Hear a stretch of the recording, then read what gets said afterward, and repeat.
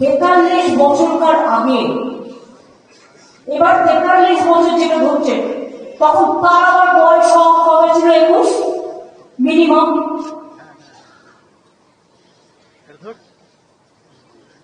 তারা সে ভোটার হতে পারবে না। এবার সব যদি আপনি ক্যালকুলেশন করেন, তাহলে কি হচ্ছে? তখনকার বাবা মার সার্টিফিকেটটা আপনি পাবেন থেকে? স্কুলে তখন কতদিন পড়াশোনা করত?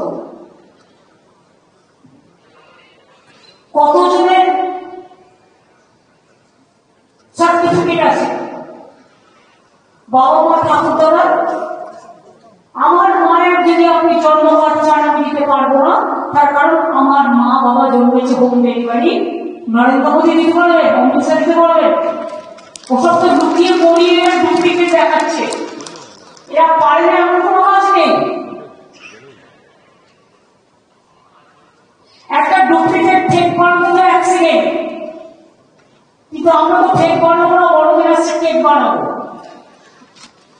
সেই কেক খেয়ে তোমাদের হজম করবো।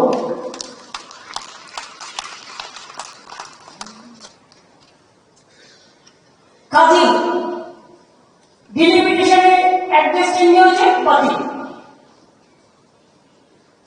বিয়ে হয়ে অন্য বাড়িতে গেছে, বাতিল। বাংলা ইংরেজিতে নামে স্পেলিং এ ডিফারেন্স আছে, বাতিল। এই অধিকারটা কে দিল? শুধু এলাকায় এলাকায় শান্তিপূর্ণ মিছিল মিটিংও চলবে, আর বিএনএ 1 বিএনএ 2 কে ডিস্টার্ব করা চলবে না। তাদের বড় দায়িত্ব পালন করতে হবে। বারবার করে মমতা বন্দ্যোপাধ্যায় অমিত শাহকে টার্গেট করেন, অমিত শাহকে নিয়ে বাজে কথা বলেন। এত রাগ কিসের অমিত শাহকে নিয়ে? তিনি আজকেও বলেছেন যে অমিত শাহ ষড়যন্ত্র করছেন,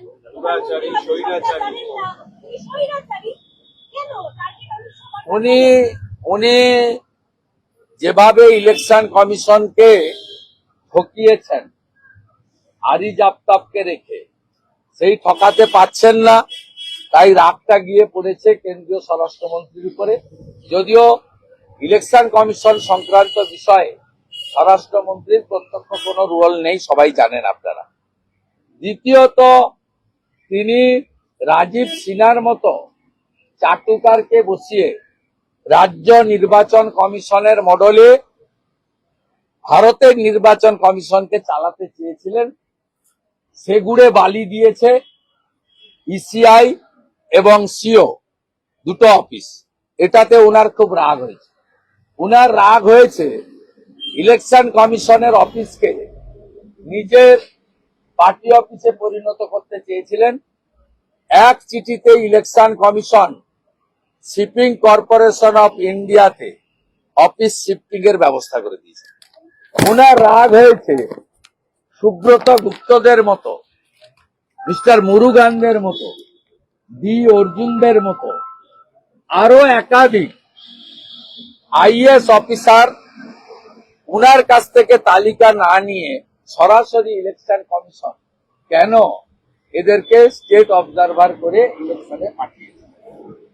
উনি যেভাবে গত 6 বছর আরিজ আফতাবকে দিয়ে ইলেকশন কমিশনের অফিস চালিয়েছেন, সেটাতে চালাতে পারছেন না। তাই উনার রাগটা গিয়ে দিল্লির উপরে পড়েছে এবং ভারতবর্ষের বর্তমান আয়রনম্যান স্বরাষ্ট্রমন্ত্রী নরেন্দ্র মোদীজির যোগ্য মন্ত্রিসভার সহকর্মী, যার নেতৃত্বে ডক্টর শ্যামাপ্রসাদ মুখার্জির স্বপ্ন পূরণ হয়ে 370 ধারা 35 কাশ্মীরে বাতিল হয়েছে, সেই অমিত শাহজিকে টার্গেট করেছেন। এতে কোনো লাভ হবে না।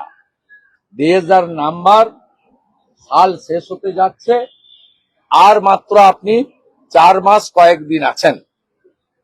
আপনি ভালো করে কেক খান, এক্সমাস পালন করুন, নলেন গুড়ের পায়েস খান, জয়নগরের মোয়া খান, আর যা যা আনন্দ করতে চান করে নেন। এপ্রিল মাসের পরে আপনাকে কেউ কম্পার্টমেন্টাল চিফ মিনিস্টার আর বলবে না, যেহেতু আপনি আমার কাছে হেরেছেন।